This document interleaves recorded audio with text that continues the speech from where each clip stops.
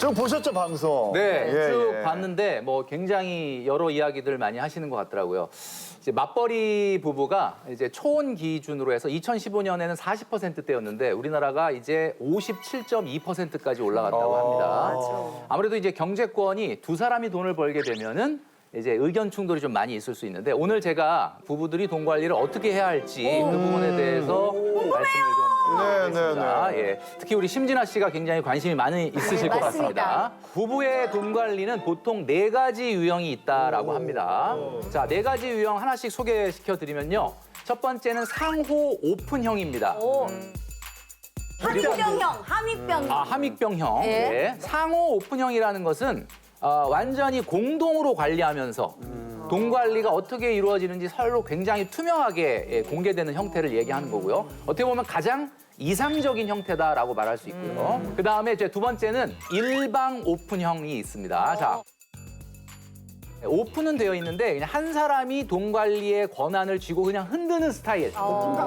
이렇게 되면은 사실 과거에는 이런 스타일들이 돈을 잘 모았습니다. 그러니까 예를 들면 남편은 열심히 돈 벌고 아내는 집에서 살림하면서 모든 경제권을 쥐는데 이 아내가 굉장히 돈 관리를 철저하게 하는 그래서 재테크도 잘하고 자, 이런 형태가 오히려 사실 옛날에는 굉장히 좀 선호되는 형태였고 돈을 실제로 이런 경우가 잘 벌었거든요. 자, 그런데 이제 사실은 원칙적으로 말하면 상호 오픈형이 조금 더 바람직하다고 볼 수 있습니다.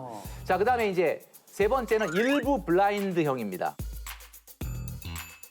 뭐예요? 말이 어렵네요. 네, 말이 좀 어렵죠. 블라인드라는 게 뭔가 좀 가려져 있다는 건데 일부 블라인드형이라는 건 뭐냐면 소득은 서로 공개를 하긴 하는데 아니야. 그것도 아니야. 사실은 모두 다 공개하지 않고 예를 들면 이런 겁니다. 월급이 얼마인지는 아는데 보너스는 건드리지 마.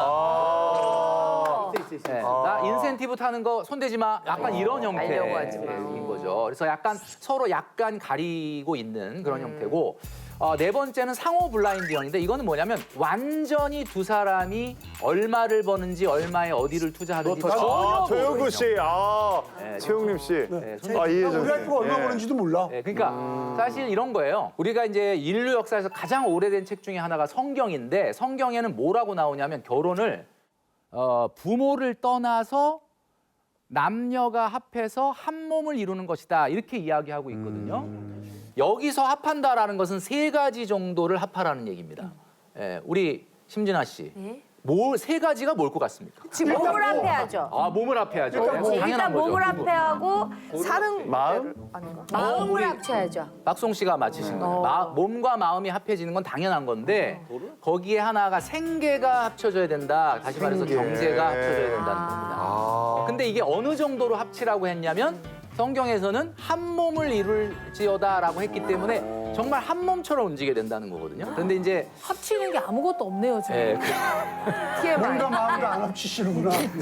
저는 오픈을 안 하는 이유 중에 하나도 제가 어느 정도 있는지를 이야기하면은 아내가 남편이 이 정도 있으니까 내가 이만큼 써도 되겠다 라는 생각을 할 수도 있다고 생각하거든요. 그래서 항상 궁금증으로 항상 제가 어느 정도 못 쓰게 관리를 하면서 이렇게 좀 데려가고 있고 방만하게 정말 궁금한 건 뭐냐면요. 우리 아내가 동치미를 왔다 가면 우리 함익병 우리 형님께서 우리 아내를 붙잡고 재윤 씨 꼭 집에 가면 공동 명의로 하라고 이야기를 해요. 명의. 네, 그러면 우리 아내가 오자마자 오빠 막 화를 내면서 왜 나한테 공동 명의 안 해주냐? 함익병 시켜서 빨리 가서 제가 공동명의 해라고 막 했다고 막 그러는 거예요. 제가 공동명의를 왜 하려고 하냐? 내가 이혼하면 너하고 재산 반 나누는 거고 내가 죽으면 다 네 건데 뭐를 공동명의해서 네 이름까지 올려서 거기다 또 취득세 내야 되고 세금이 싸지 공동명의 하면. 안 싸요. 내가 그게 뭐 얼마 된다고 다 내가 낼 테니까 그냥 걱정하지 마라. 이렇게 되는 거야. 근데 공동명의를 왜 하려고 하냐? 다 네 거다. 난 너를 줄 거다. 네. 근데 우리 조영구 씨가 얘기하는 내용을 들어보니까 제가 오늘 어떤 얘기를 해도 공동명의로 하실 것 같지는 않네요. 안 해요. 잘하시네. 바로 딱 캐치하시네. 자, 그런데 제가 한번 말씀드릴게요. 우리 시청자 여러분들도 잘 아시겠지만 뭐 우리가 집을 산다 할 땐 취득세를 내기도 하고 그다음에 재산을 보유하면 보유세, 뭐 종합부동산세, 그다음에 이 집을 팔게 되면 양도소득세 이런 세금들을 내게 되는데 아무래도 이제 많은 세제들이 누진세를 적용하고 있기 때문에 명의가 분산이 되면은 세금이 좀 절약되는 부분이 있습니다. 그래서 어떤 그런 세금의 절세 부분에 있어서도 공동명의가 필요하고요. 얼마나 해줘요? 네. 얼마나 해줘요? 굉장히 많이 됩니다. 키가 네. 그런데 뭐 이런 경우는 있습니다. 뭐 예를 들면 새로 이제 임대용 부동산을 우리 조영구 씨가 새로 사는데 이거를 만약에 아내분께서 이번에는 요걸 좀 내 걸로 해달라. 뭐 이럴 수 있지 않습니까? 아내 이름으로요? 그건 안 되죠. 그거 안 되죠. 예. 저렇게 놀라는 거야?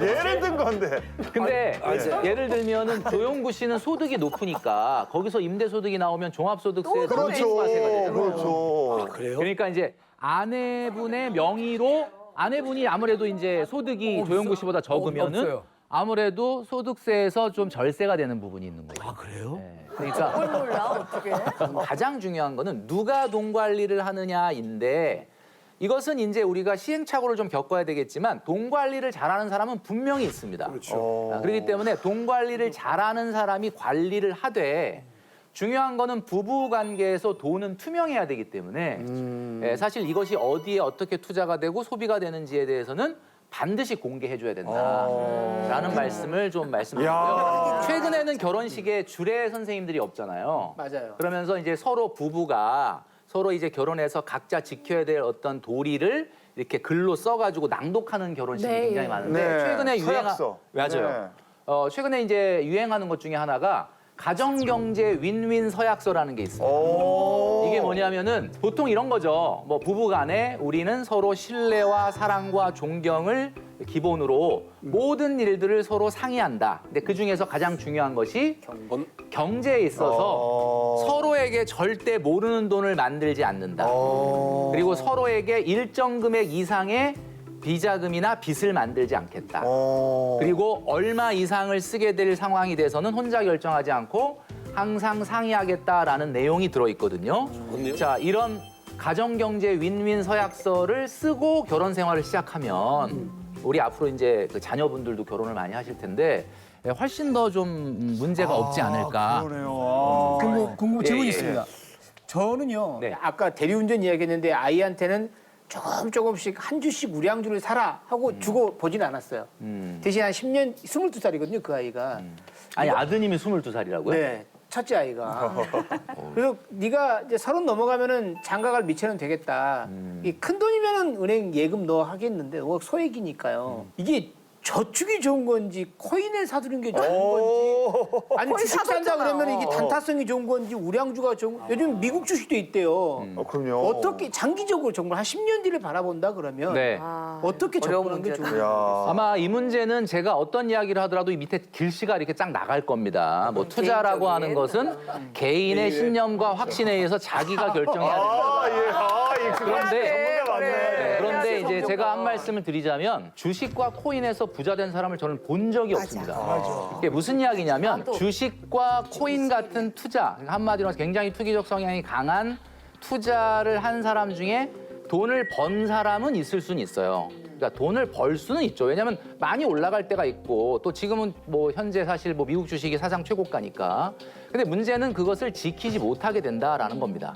그러니까 한마디로 얘기해서 주식이라고 하는 거나 코인이라고 하는 것이 말이 좋아서 투자지. 사실 이런 거 아닙니까? 우리가 한 20년, 30년 전에 전혀 이런 걸 몰랐을 때 언젠가는 차가 전기차로 바뀔 거야. 그러면 전기차에 관련된 그런 주식들이 굉장히 올라갈 거야. 라고 생각하고 사과나무를 심는 마음으로 그 주식을 샀다면 그건 투자인데 내가 이렇게 있다가 현진우 씨가 들어보니까 주변이 요즘 다 전기차래, 2차 전지래, 뭐가 핫하대 라는 얘기를 듣고 마음속에 갑자기 불안감이 들어가지고 야, 이거 안 사면 나 뒤처질 것 같은데? 라고 해서 샀다라고 하면 우리 자녀분도 마찬가지고 그건 투자가 아닙니다. 그거는 마음속에서 일어나는 욕심인 거죠. 왜냐하면은 사실 우리가 말이 좋아서 투자지 그냥 날로 먹으려는 거 아닙니까? 아 그러면은 그 TV에 나오는 대기업 우량주 우리나라 네. 이거 여기 계속 그렇죠. 조금씩 하는 거 어때요? 장기적으로. 우량주도 많이 근데 떨어지고. 제가 이런 10년 말씀 보고. 드리고 싶어요. 나 자, 거리 여기 좀 지금 우리 현진우 씨가 우량주 10년 보고라는 말씀을 하셨는데 우리 시청자분들도 그런 말씀 많이 하시겠지만 우량주라는 말을 도대체 누가 붙인 겁니까? 우량기업이라는 건 있어도 우량주라는 건 이 세상에 존재하지 않습니다. 왜냐하면 그거 보니까 또 그러네. 우량주라는 거는 우리가 10년 전에 막 그 증권회사나 이런 쪽에서 보면 이 주식은 대한민국에 절대 안 망할 주식이니까 하신 것처럼 10년 정도 보유하면 돈 번다라고 했던 주식이 10개가 있었습니다. 그 10개 기업이 10년 후에 수익률을 제가 조사를 해보니까 2.5% 정도의 평균 인플레이션을 걷어내고 보니까 실제로 올라간 간 거는 10개 중에 딱 2개밖에 없었어요. 제가 지금 뭘 말씀드리느냐? 1년 수익률을 얘기한 게 아니에요. 10년이면 강산도 변한다고 하는데 그러니까. 그게 주식입니다. 그러면 우리가 일반적으로 생각할 때 많은 분들이 아니 그 기업이 망한 것도 아니고 지금 잘 나가고 있고 성장하고 있는데 왜 주가는 10년 동안 거꾸로 가느냐? 그게 주식이에요. 그러니까 무슨 얘기냐면 어떤 일이 일어날지 모르는 게 주식이다. 그래서 제가 봤을 때는 그 많은 분들이 아이들 경제 교육 시킨다고 뭐 주식 계좌 만들어가지고 주식 투자를 하게 하는 것이 마치 경제 교육인 것처럼 얘기하는데 그거보다는 정말 땀 흘려서 일한 만큼 따박따박 돈을 모으게 하는 습관을 갖도록 하는 것이 가장 중요합니다. 다만 이제 투자라는 것을 가르치려면 이런 거 있지 않습니까? 사과나무를 심는 마음으로 정말 내가 그 돈이 없어도 전혀 나는 관계 없을 정도의 작은 돈을 거기에다 투자한다. 그러면 그거는 저는 투자라고 인정하고 싶지만 여러분들이 지금 세간에 들리는 어떤 핫한 뉴스나 뭔가 핫한 종목 그거나 지금 넣는 거 욕심이다. 아주 안 좋다는 거예요. 네, 안 사면 안 될 것 같은 불안감에 주식 투자를 했다는 얘기는 여러분 이거랑 똑같아요. 고속도로에서 차선이 쫙 밀려 있는데 갑자기 너무 밀려가지고 앞을 막 쳐다보니까 이쪽 차선이 빨리 빠지는 거예요. 글로 딱 옮겨 타지 않습니까? 옆에 빨리 딱 옮겨 타면 그 차선이 제일 밀려요. 왜 그럴까요? 이 차선이 앞에 뚫리고 있다는 걸 나만 보는 게 아니라 모든 차들이 다 글로 들어가지 않습니까? 자, 그 얘기는 무슨 얘기냐면 내 귀에 어떤 게 핫하대라고 들어와 생각을 해서 내가 주식을 샀다는 얘기는 그 주식이 가장 비쌀 때 살 수밖에 없다는 뜻이에요. 그래서 정리하면 주식과 저축 중에 어떤 거냐라고 당연히 저축이 기본이 돼야 되는 거고요. 투자라는 것은 이 저축이 어느 정도 되고 난 다음에 자연스럽게 제가 말씀드렸던 것 같은 그런 마음으로 하실 수 있는 게 필요하다. 질문이 있습니다. 네, 네. 그 저는 예전에 이제 아파트가 있었는데 제가 이제 아파트가 있었는데 그거를 팔고 있었다면 지금은 없네요. 네 지금 없죠. 아하. 그거를 팔고 제가 전세로 갔어요. 정말 이게 너무 놀라운 건 내가 진짜 제일 꼭대기에서 그 내 집을 팔고 상투에서 완전 꼭대기에서 팔고 내가 전세가 되고 갑자기 집값이 내리기 시작해요. 그래서 진짜 지금 벌써 집 그렇게 한 지 지금 몇 년이 2년 됐거든요. 그래서 지금 2년 동안 내가 지금도 그 집값 안 나와요. 내려갔어. 그 아파트가. 그럼 이제 다시 이제 시즌이 오잖아요. 그럼 내가 과연 이 또 전세금을 빼서 지금 이제 집값이 좀 이렇게 내렸을 때 이거를 사야 되는 것이냐, 제가 그 말아야 되는 것이냐. 우리가 한번 지금의 상황을 보면 원래 집이라는 자산은 그렇게 크게 떨어지는 자산은 아닙니다. 근데 이제 최근에 우리가 조금 집값의 하락을 보고 있지 않습니까? 이제 이 이유를 알아야 되는데 이게 2016년부터 시작이 된 집값 상승 16, 17, 18, 19 내리 4년 동안을 거의 2자리 숫자 이상으로 올랐어요. 자, 그럼 보통 우리가 일반적으로 어떻게 생각하죠? 한 4년 연속 뭐가 엄청 올랐다. 그럼 그다음에 뭐가 어떻게 돼야 되죠? 내려가요. 살짝 조정이 돼야 되는 거예요. 원래는. 그죠? 원래 그래야 되는데 2016, 17, 18, 19 내리 4년 오른 다음에 조정이 왔어야 하는데 그때 뭐가 터지냐면 코로나가 터진 거예요. 그러니까 2020년도에 금리가 여러분도 기억하시겠지만 기준금리가 0.5%까지 떨어졌습니다. 0.5%라는 얘기는 그냥 이자가 없다는 얘기예요. 자, 그렇게 되다 보니까 더 이상 안 오르고 조정을 받아야 될 시장이 2020년, 21년도에 또 급격하게 오르게 된 거예요. 그때 팔았어. 자, 그러면 20년과 21년도에 올라간 거는 거품이라고 볼 수가 있습니다. 네, 그래서 2020년, 21년도에 올라간 것은 가격을 반납을 해줘야 되는 게 맞죠. 자, 그런데 2021년도에 올라간 거는 다 반납을 했어요. 지금 대한민국 모든 부동산이. 자, 그런데 2020년에 올라간 거는 아직은 반납 중입니다. 그러니까 모두 다 반납한 상태는 아니라는 거죠. 그래서 지금 심진아 씨가 다시 뭐 집을 산다. 굳이 얘기하면 24년도에 무리해서 막 달려들 필요는 없지 않을까. 오케이 또 전세 보고. 그러니까 이제 한마디로 2020년 정도에 올라갔던 상승분이 반납되는 거는 확인하고 사셔도 크게 늦진 않을 것이다. 최영구 씨. 네. 제가 주식으로 돈을 많이 좀 잃었을 때 예. 너무 손해를 많이 받고 제가 그때 많이 힘들었거든요. 워낙 많은 돈을 날려서. 근데 그때부터 통장에 있는 돈을 헛되게 쓰지 않게 해서 보험을 제가 막 많이 들었어요. 무조건 보험으로 매달 빠져나가면 이 돈을 가지고 쓸데없는 짓을 안 할까 봐. 그래서 24개의 보험을 들었는데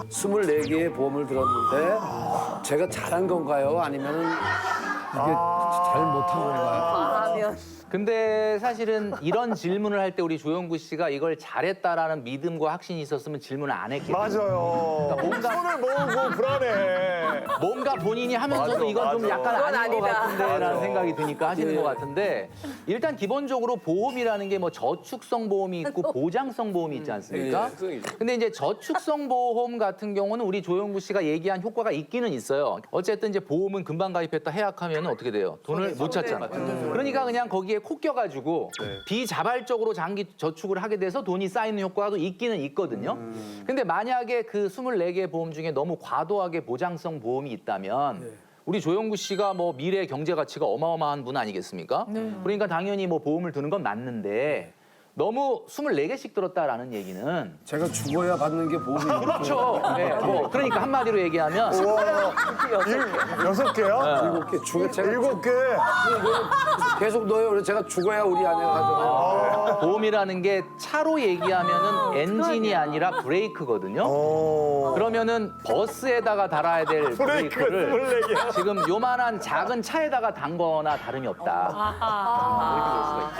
자, 머니 트레이너 김경필 씨였습니다. 감사합니다.